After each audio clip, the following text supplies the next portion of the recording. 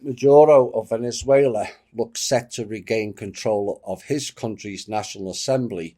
The US Secretary of Deep State blasted the vote as a sham, despite his own administration still contesting results at home.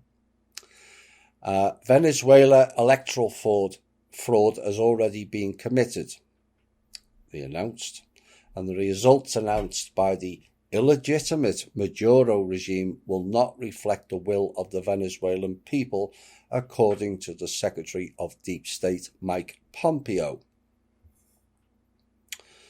And he said the results announced is a sham, a total fraud, and not a proper election. The irony.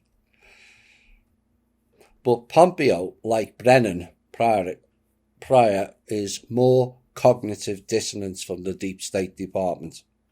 The question is, who made them God or the authority on world affairs, when none of them seem capable of running affairs at home, never mind anywhere else? Mr. Maduro won a fair election. But these people don't like that, you see, because he's not their puppet.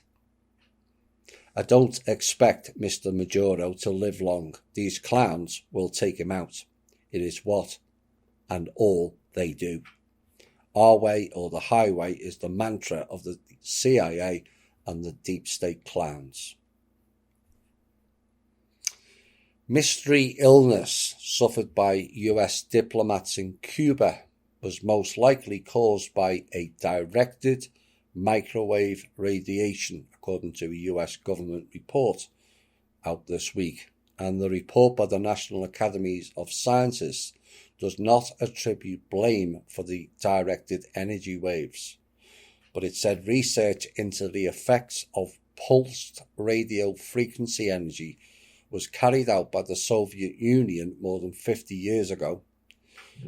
And by the way, the Soviet Union 50 years ago was run by the Hebrew Anunnaki Jewish, not Russian people, just saying. And the illnesses first affected people at the US Embassy in Havana back in 2016 and 17. Now, staff and some of their relatives complained of symptoms ranging from dizziness, loss of balance, hearing loss, anxiety, and something they described as cognitive fog,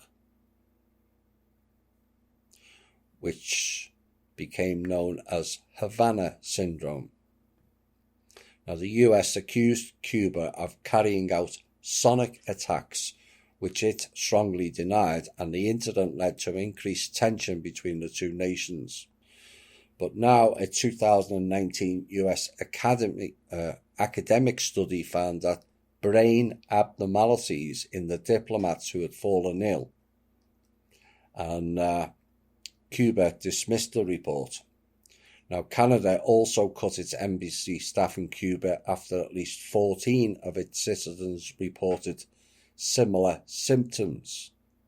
And the latest study was carried out by a team of medical and scientific experts who examined the symptoms of about 40 government employees. And they said many have suffered long-standing and debilitating effects. And the committee felt that many of the distinctive and acute signs, symptoms, and observations reported by government employees are consistent with the effects of directed pulse radio frequency energy.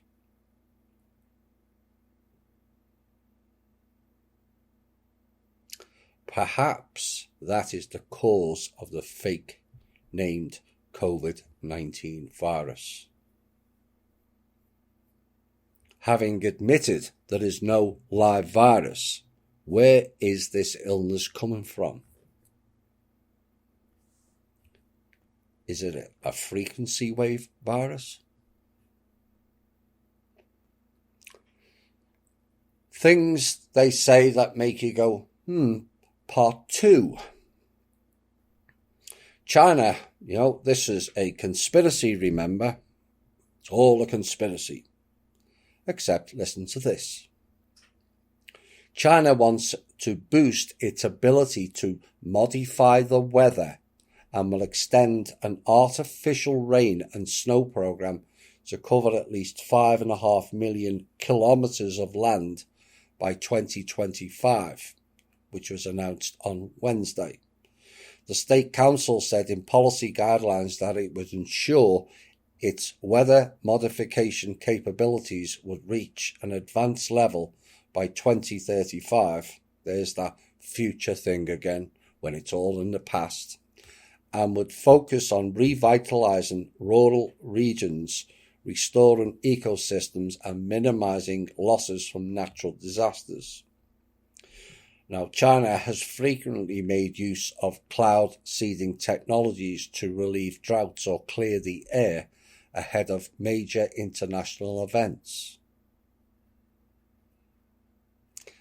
And it's also been building a weather modification system in the Qinghai Tibet Plateau, which is Asia's biggest freshwater reserve, with the aim of pumping large quantities of silver iodide into the clouds in a bid to increase rainfall.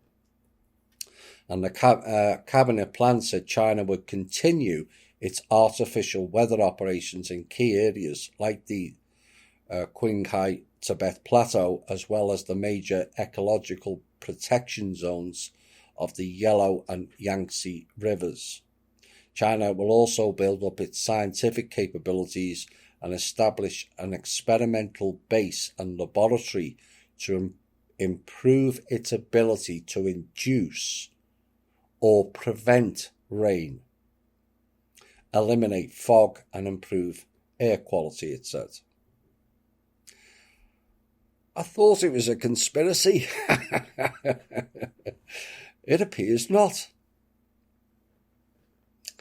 For those who don't know, the first patent for the weather modification was not in the 2000s.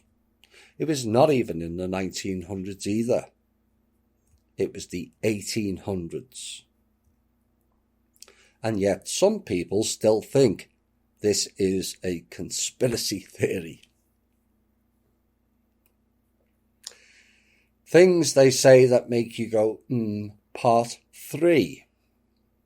The World Meteorological Organization, WMO, pointed out that 2020 will be one of the 3 warmest years in history. I guess they used the Johns Hopkins Center for their data figures. And the reduction of industrial activity and the decrease in air traffic, which is a sector with high greenhouse gas emissions, halted the advance of global warming during the pandemic. But it said not even the presence of a La Nina phenomenon helped, which usually cools the oceans and temperatures in general. Oops. So what this tells us is the human interaction has no effect on the alleged global warming narrative. That's what they've just told you. Temperatures rise and falls. Ice levels are increasing, not decreasing. Cold snaps earliest on record in several places. Snow earliest on record in several other places also. So the WMO has just proven that global warming is zero to do with the people. I'd like to thank them for the validation, and perhaps now that will shut up the Al Gore and Greta Thunberg scam. Armed demonstrators have held a rally outside Michigan Secretary of State, acting for the deep state, Jocelyn Benson's home, to protest against Donald Trump's election loss. Dozens of people arrived at her home on Saturday evening as she was putting up Christmas decorations with her son, she said in a statement. Protesters shouted, "Stop the steal," echoing Mr. Trump's claims of voter fraud. Now, Ms. Benson has joined a growing number of government and election figures targeted by protesters this year over the 2020 election. Good to hear. And in a statement posted to Twitter on Sunday, Ms. Benson, a Democrat, said the protesters made unambiguous, loud and threatening demands outside her Detroit home to overturn the state's election results. Now, it is not clear there were armed protesters, as she claimed, as that was a media statement that was backed with no proof. But if there was people armed, please stop that. It's unnecessary and intimidating that actually detracts from the right to protest. And it gives portal people opportunities to discredit you. No arms, no threats, no violence, and no destroying property, please. Just get in their faces and let them know we will not tolerate their bullshit anymore without recourse. Stand outside all of their properties. Like I said, no violence, no guns, there's no need for guns, no threats, and no damaging property. More than 400 lawmakers from 34 countries have signed a letter to Amazon boss Jeff Bezos, backing a campaign that claims the tech giant has dodged and dismissed debts to workers, societies, and the planet. And the Make Amazon Pay campaign was launched on November the 27th by a coalition of over 50 organisations with demands including improvements to working conditions and also full tax transparency. Now, the letter has signatories include Ilhan Omar and Rashida Tlaib. Are they joined at the hip? Are they Siamese twins? Because they don't appear to do anything else apart something together. Also, the UK Labour Party leader Jeremy Corbyn, he of the Fabian Society, same as Blair, and the Vice President of the European Parliament, Heidi Hautala, co-conveners Progressive International and UNI Global Union. And they said, we urge you to act decisively to change your policies and priorities to do right by your workers, their communities and our planet. No chance of them doing that. They're going to be the main retailer.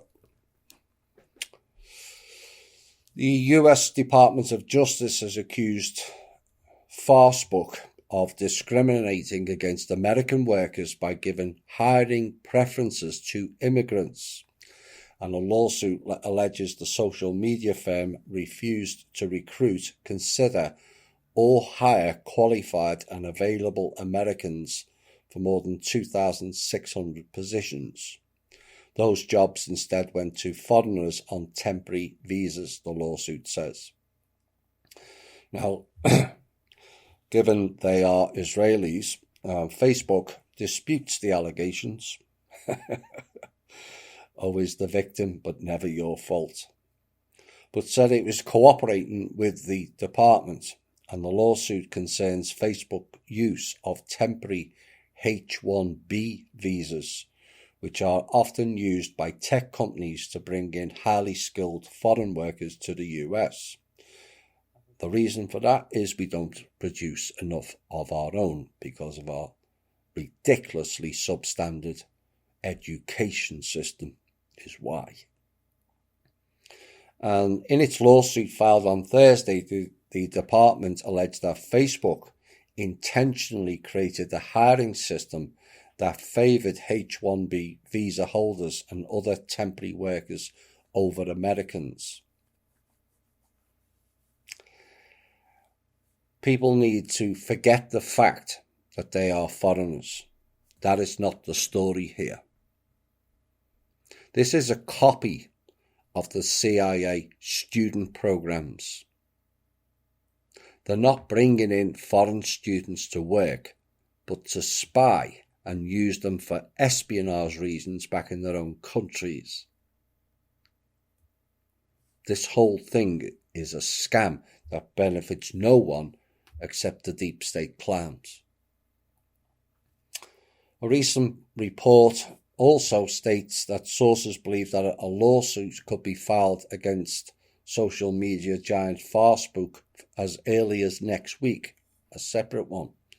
A group of 40 states, led by New York, have been investigating Facebook for possible antitrust violations and plan to file a lawsuit against the company, according to 4 separate sources.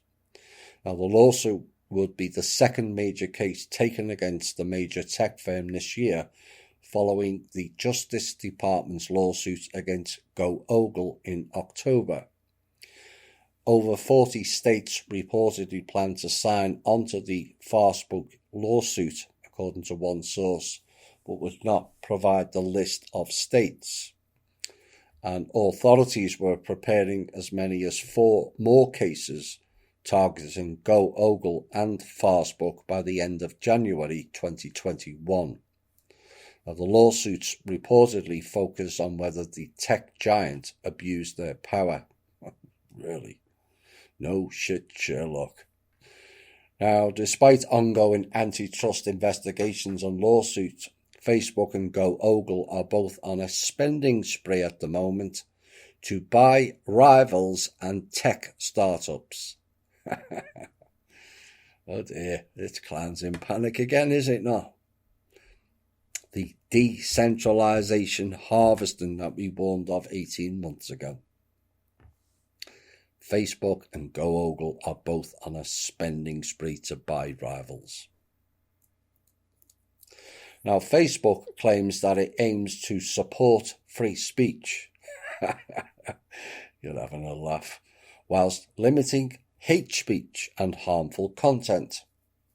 So, in their world, honest doctors and nurses, who they were calling heroes earlier this year and late last year, are now labelled as hate speech for speaking out on COVID. It's a mad world we currently live in. And then we have this before the music break. This was something I warned of as far back as 1996. And something has gone seriously wrong in the UK when the police take it upon themselves to intimidate a 14-year-old schoolgirl by making an official record of her innocuous statements in the classroom.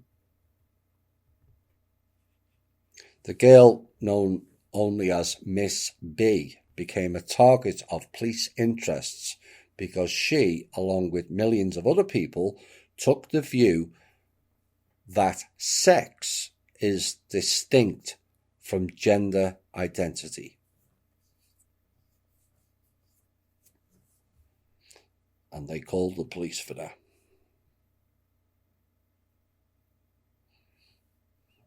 At a time when it's increasingly verboten to question trans ideologies' claims on the subjectivity of both sex and gender identity, Miss B's views are now condemned as hate.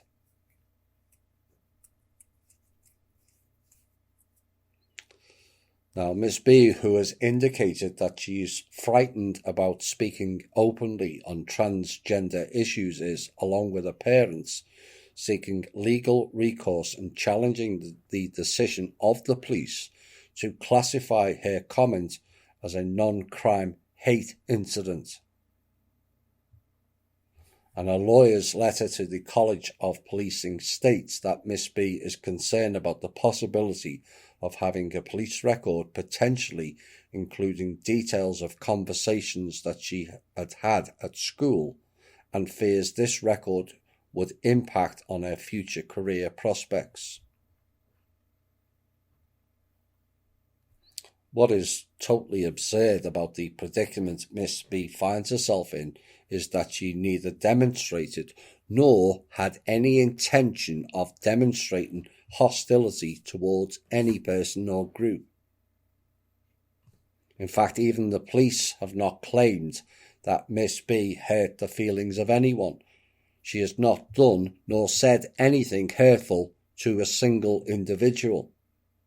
In fact, there is no victim of her action here whatsoever, and yet the police still involved themselves.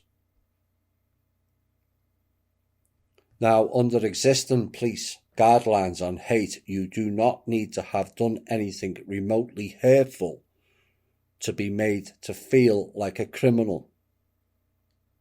Told you it was a mad world. I'll read that again. You do not need to have done anything remotely hurtful to be made to feel like a criminal. And according to these guidelines, officers should make a record of a non-crime hate incident if the victim or any other person perceives that the incident was motivated wholly or partially by hostility, even if it is referred to a partner to respond. In this case, it is evident that it was the police or some other busybody job's worth official who thought Miss B's comment might be motivated by hostility. And what is truly bizarre about these guidelines is that they empower the police to record not only criminal acts, but now non-criminal acts as well.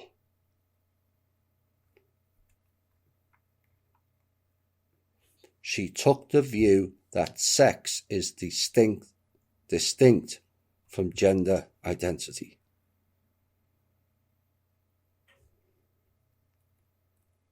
Like I said, I warned people in the UK in the mid-1990s, political correctness is not about being nice or fair to black people, which is how it was being promoted then.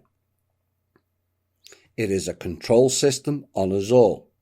And now with fact-checkers and other jackasses who get offended by everything in life, the control system ramps up. Only you can stop it.